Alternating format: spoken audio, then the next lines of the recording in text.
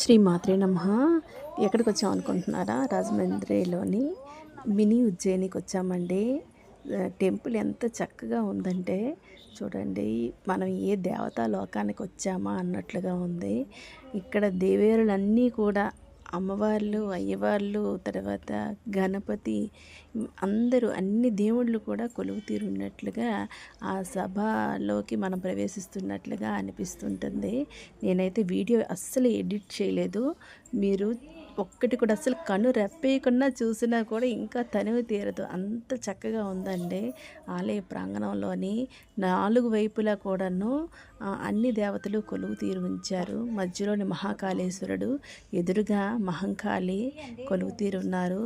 ఎంత చూసినా తనివి తీరదండి. మేమైతే తెల్లవారుజామున 5:30 ప్రాంతంలోకి వచ్చాము. ఎంత చక్కగా ఉన్నదంటే మరి చెప్పలేని అట్మాస్ఫియర్ అనేది.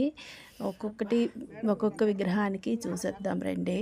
ఇక్కడైతే ముందుగా వినాయకుడు, తర్వాత సుబ్రహ్మణ్య స్వామి, తర్వాత అయ్యప్ప స్వామి, ఇలా వరుసగా ఇంకా మనం ఎక్కడ చూడని విధంగా శివుడి యొక్క అవతారాలు అనేవి ఇక్కడ ప్రత్యక్షమవుతాయండి. నాకైతే చాలా సంతోషం అనిపించింది. ఈ శివుని అవతారాలు, శివపార్వతులు చూడండి ఎంత చక్కగా కొలువు తీరున్నాయి. అన్నీ కూడా పాలరాతి విగ్రహాలండి.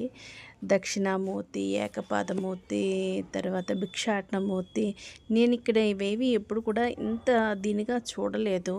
ఇటు సైడు రాజమండ్రి, పాలకొల్లు, తర్వాత భీమవరం ఇటు సైడ్ ఎక్కువ మనకి పురాతన కట్టడాలు ఎక్కువ ఉంటాయండి. కానీ ఇక్కడ మాత్రం మినీ ఉజ్జయినిలోని అంత కొత్త పాలరాతి కట్టడం, తర్వాత ఇదంతా ఈ ఆలయ సంస్కృతి అంతా కొత్తగా ఉందండి.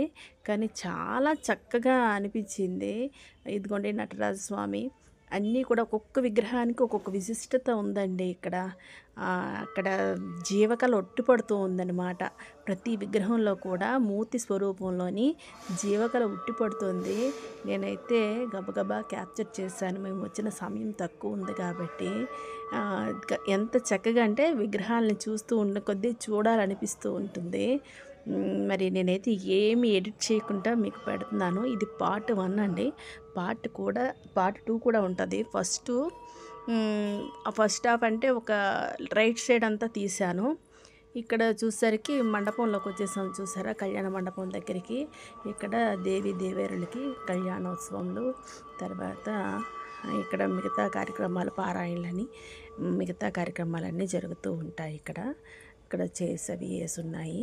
కానీ ఒక మంచి మిరాకిల్ అంటూ జరిగిందండి ఇక్కడికి వచ్చేసరికి. చూడండి అట్మాస్ఫియర్ ఎంత బాగుందంటే మరి చెప్పలేము. ఆలయ ప్రాంగణంలోని గోపురం చుట్టూ ఆకాశం అస్సలు గ్రాఫిక్స్ లాగే ఉంది. ఇది ఏది అస్సలు ఏమి కూడా కలర్ కూడా నేను ఎడిట్ చేయలేదండి. చాలా అలా తీసింది మీకు అలా పెట్టి వాయిస్ ఓవర్ ఇస్తాను. అది నాకు కనిపించింది, నేను ప్రిపేర్ కూడా అవ్వలేదు, రాసుకోలేదు. ఇక్కడ చూడండి మహాకాళేశ్వరుని దర్శించుకోవడానికి వచ్చేద్దాం. ఇక్కడ పువ్వు పడిందండి, ఎక్కడి నుంచి పడిందో నాకు అర్థం కాలేదు. నాకు చాలా సంతోషం అనిపించిందండి. ఇక్కడ నంది దగ్గర చూసారా, పువ్వు కనిపించలేదు. తర్వాత మరి ఎవరు పెట్టారో ఏమో తెలియదు, కానీ ఇలా వీడియో తీస్తున్నాను. వీడియోకి కూడా మనకు అబ్జెక్షన్ చెప్పలేదు. అప్పుడే సప్తహారతులు అయ్యాయి మేము వచ్చే ముందే. స్వామికి భస్మాభిషేకం చేసి సప్తహారతులు చేసిన తర్వాత మేము దర్శించుకున్నాము. ఇక్కడ అర్చకులు కూడా చాలా మంచివారండి, అసలు గసురుకోలేదు. మేము అప్పుడే వచ్చాం కదా, ఇంకా వాళ్ళు ఆలయాన్ని ఒకసారి స్వామికి అలంకరణ కోసమని మళ్ళీ మూసి మళ్ళీ తీరుస్తారు కదండి. చూడండి పువ్వు పడింది, నాకు ఎంత సంతోషం అనిపించిందో. భగవంతుడి అనుగ్రహం నా మీద ఉందండి, కానీ చాలా సంతోషం అనిపించింది. అర్చక స్వాములు అయితే చాలా మంచివారు.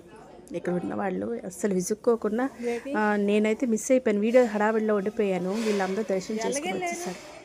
నాకు కొంచెం బాధ అనిపించింది, కానీ దగ్గరుండి తీసుకెళ్ళి దర్శనం చేయించారు. చాలా సంతోషం.